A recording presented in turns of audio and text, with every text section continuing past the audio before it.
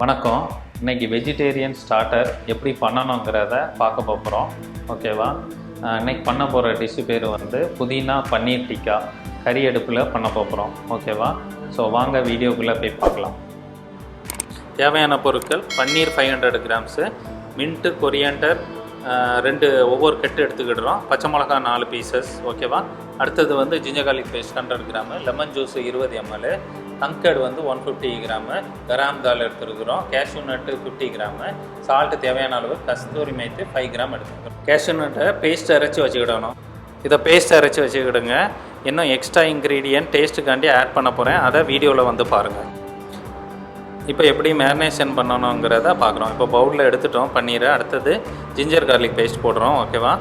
Ginger garlic paste எடுத்து போட்டு 2 teaspoon போடுறோம். போட்டு லெமன் ஜூஸு, ஸோ இந்த இதை போட்டு நல்லா ஜென்டிலாக மிக்ஸ் பண்ணுங்கள். சரியா? அடுத்தது வந்து கியூமீன் பவுட்ரு போட போகிறோம். கியூமீன் பவுட்ரு போடுறோம். அடுத்தது கொரியாண்டர் பவுட்ரு. சரியா? ஸோ கொரியாண்டர் பவுட்ரு போட்டு நல்லா மிக்ஸ் பண்ணிக்கிடுங்க. அடுத்தது வந்து கரம் மசாலா போட போகிறோம். ஸோ கரம் மசாலா போட்டால் நல்ல ஃப்ளேவர் கிடைக்கும். அதை போட்டு நல்லா மிக்ஸ் பண்ணிடுங்க. அடுத்தது மின்ட்டு, கொரியாண்டர் பேஸ்ட் அரைச்சி வச்சோம்ல, அதை நம்ம போட போகிறோம். ஸோ அதை போட்டு நல்லா ஜென்டிலாக மிக்ஸ் பண்ணிங்க. ஏன்னா பன்னீர் சீக்கிரம் பிரேக் ஆயிரும். ஸோ கொஞ்சம் கொதறாமல் மெதுவாக பண்ணுங்கள். கங்கட் அடுத்தது. ஸோ கங்கட் போட போகிறோம்.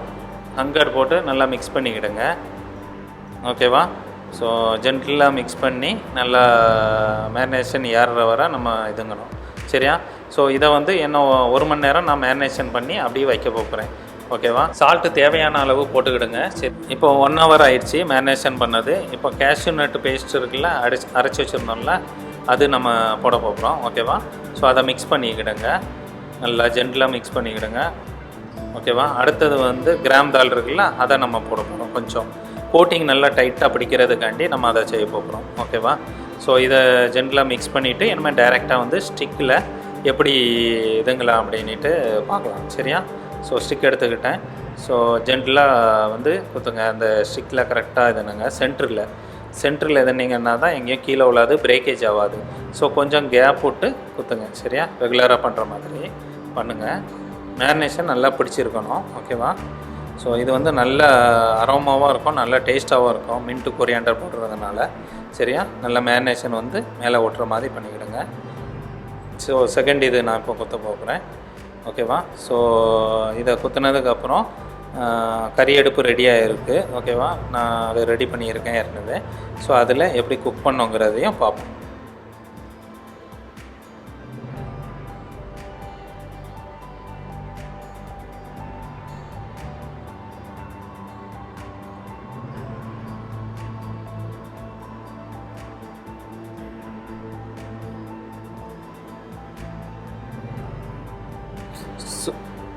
ரெண்டு ஸ்டிக்கும் ரெடி ஆகிடுச்சு.